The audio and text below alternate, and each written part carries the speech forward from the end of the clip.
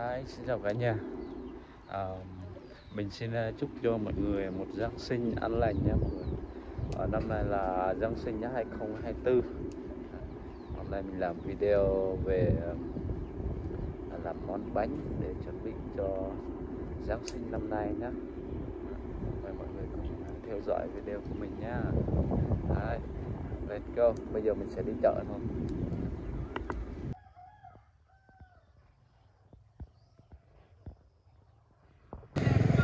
Như vậy là mình đã tới chợ rồi nhé mọi người. Bây giờ mình sẽ đi vào chợ mua đồ đó mọi người. Mua Noel nhiều bánh thế hả? Noel lô Binh chắc hả? Binh là nơi đồng bậc rò cây sao vậy hả?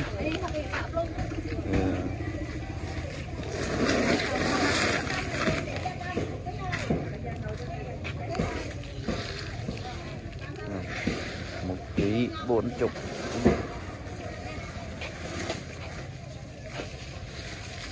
Một lần á, tình bi á. Bi á, tình á. Ui, nhiều bánh thế.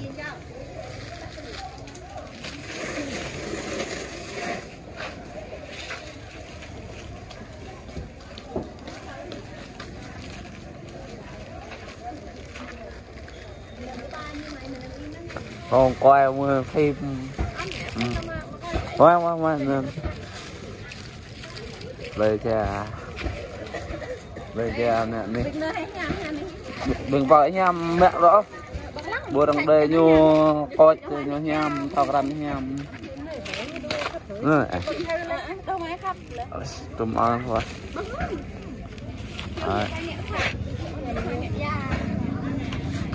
kiếm mỗi thứ một ít. Bánh này một ít nha. Bánh khó rồi.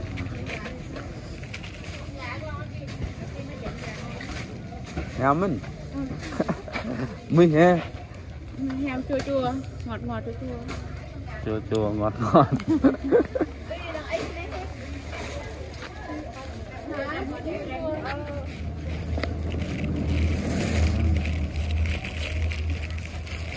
Bánh kẹo thế thôi.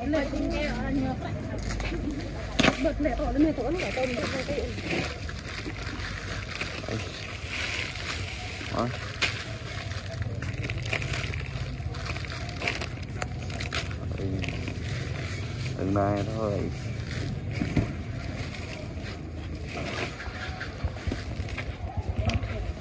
Cân thử cái này bao nhiêu chị?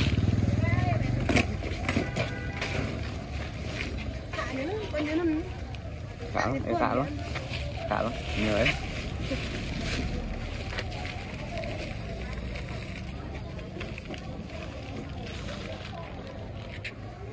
Hơn cái. Đúng rồi. Đây nó. Đấy, lùa ấy. Hai cây em. Lùa có giống lùa mình có lệ thử.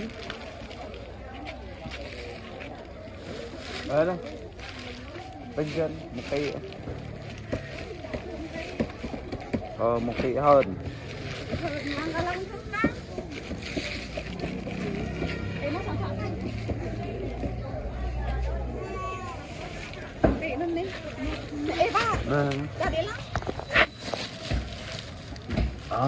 Một cây 50 hàng lợn nữa nè, cọ tóc nữa, tôm có nhá. Hết bao nhiêu? Hả bi tôm là 6 7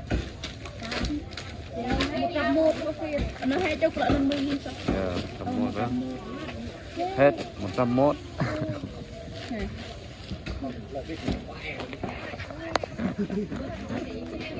Rồi bây giờ mình sẽ tính cô. Ba chỉ 50 đấy cô. Rồi vậy. Ba chỉ 50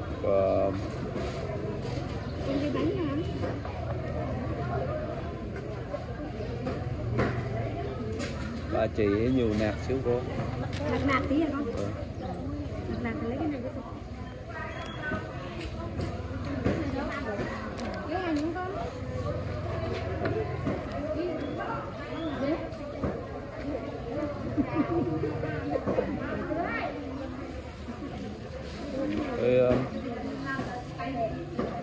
Thịt nạc không? Nạc 50 này hả? 50 đi. Ôi sao cho con 50 thịt đi. Nạc 50.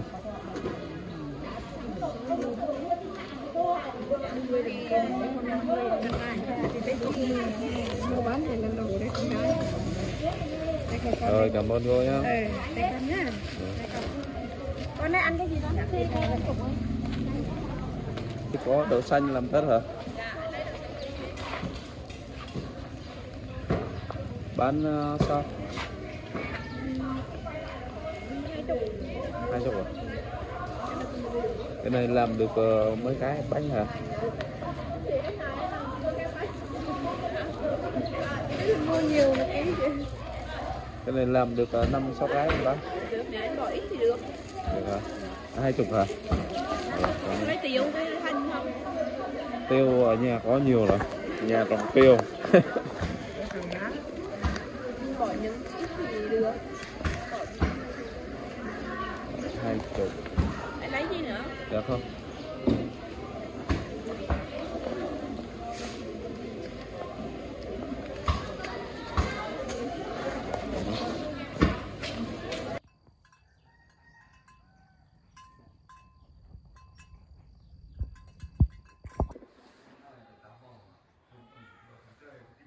Không.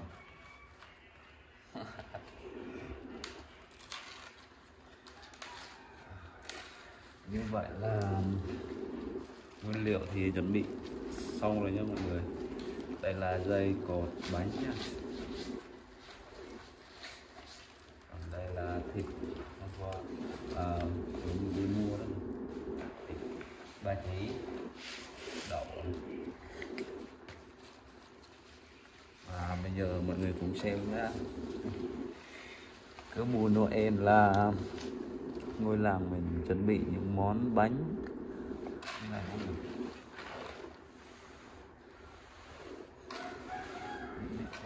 Nó rồi chị ăn đó.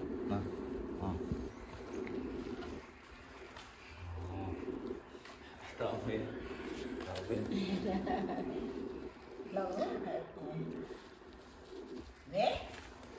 mẹ tập có vậy không?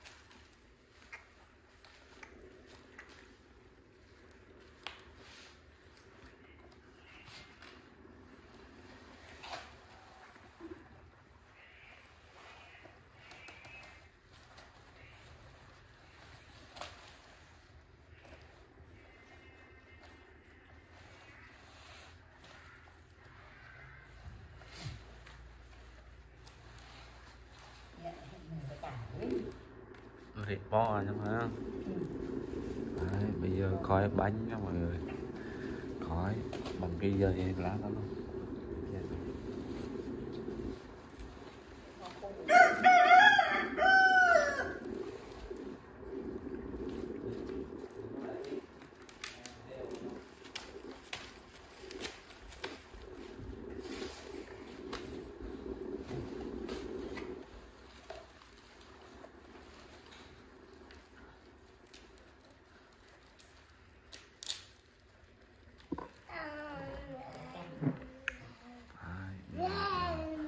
Đoạn cuốn khói lá nè mọi người.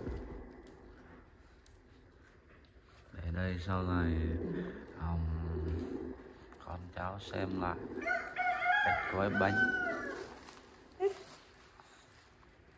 trên tấm trên đó chị dặn đó mà quay buồn gặp nó.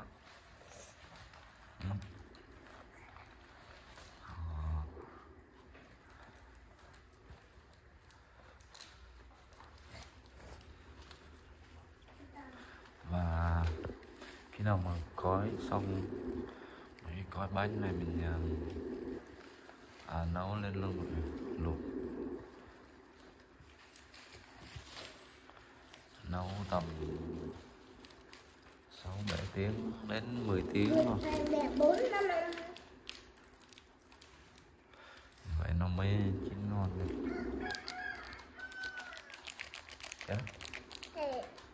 Con.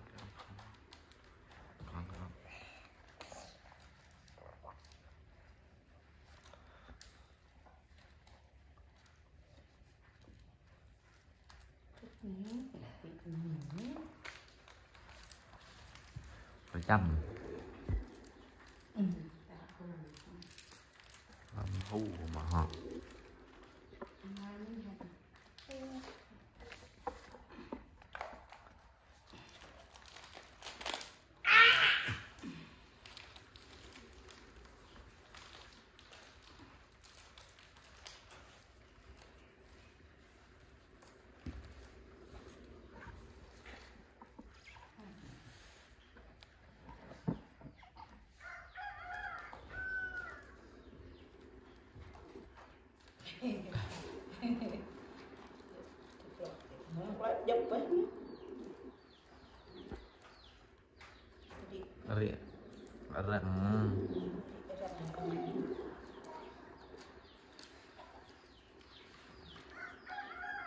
răng này pa rồi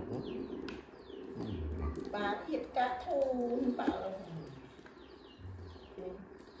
đang để đặt nằm lên cặp phải giang giang cắm để cá thu đã thui nó hù nó về ở trong là đặt ra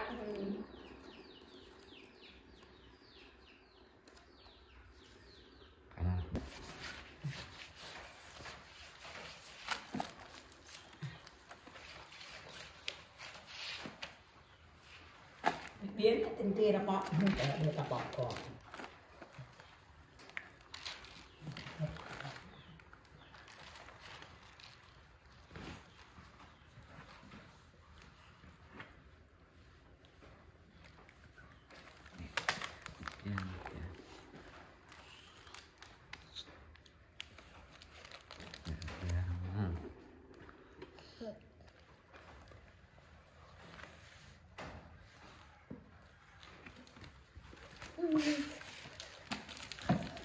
ta ăn làm đá tóc kia ở cái đó là giờ là đây dạ cái nhìn xạ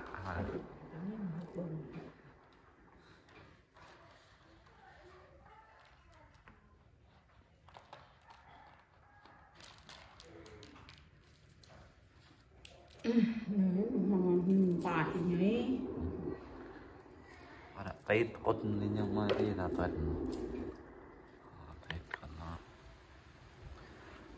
bây giờ mình sẽ chuẩn bị củi lửa nha, mình sẽ nhóm lửa.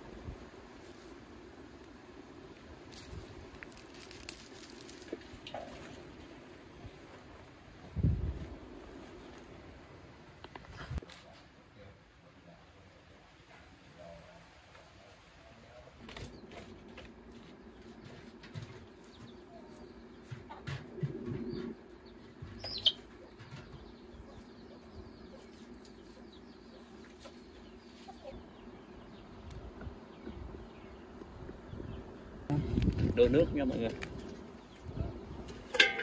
Đây, mình sẽ nấu ở đây. Wow.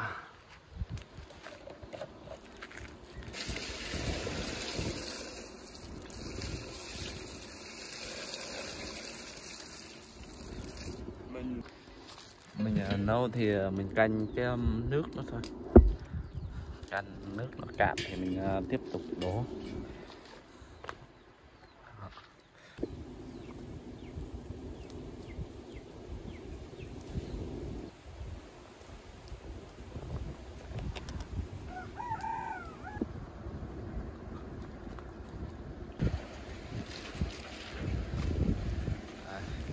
Như vậy là sau 1 tiếng đồng hồ mình nấu từ 10 giờ nhá, 10 giờ trưa. Tao phải em lắm. Nó phải nhắm cái như thế nào nữa kia là tao nó là bây giờ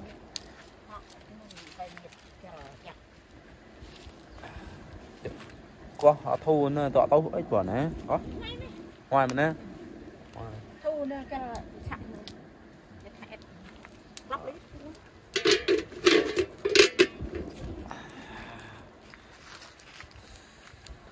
Như vậy là cạn, khi nào mà nước nó cạn là lúc đó là đủ vừa chín luôn nha mọi người. Chắc phải tầm 5 tiếng nữa mới cạn.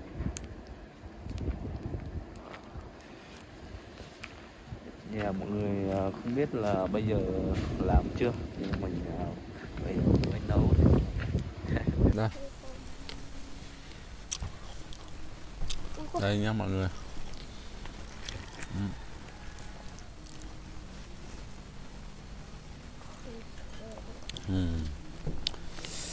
Bánh đã chín rồi đây.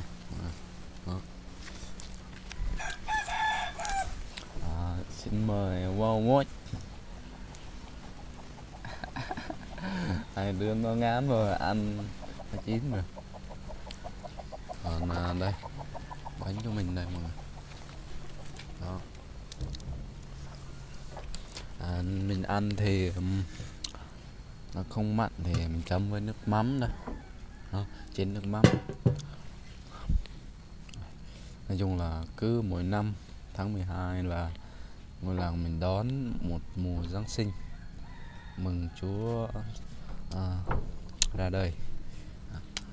Mọi người một lần nữa mình chúc anh chị cô bác gần xa một mùa Giáng sinh an lành nha. Một mùa Giáng sinh an lành. Và video mình xin dừng video tại đây thôi. Hẹn gặp lại mọi người trong các video tiếp theo của mình nha. Bye bye lắm, bye bye răng lắm. Bye bye, mua mua chứ. Bye bye khanh gia kìa, mua chứ. Bye bye. Hẹn gặp lại mọi người nha.